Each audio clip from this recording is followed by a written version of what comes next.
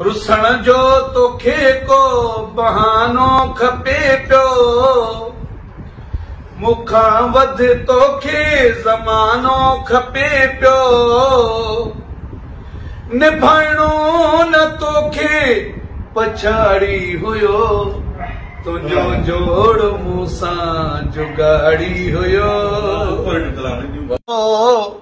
सॼे मूंखे सभिनी दोस्तनि चयो हो, खसे वे न दिलड़ी खिलाड़ी हुयो, तुंहिंजो जोड़ मूंसां जुगाड़ी हुयो, तुंहिंजो जोड़ जुगाड़ी हुयो।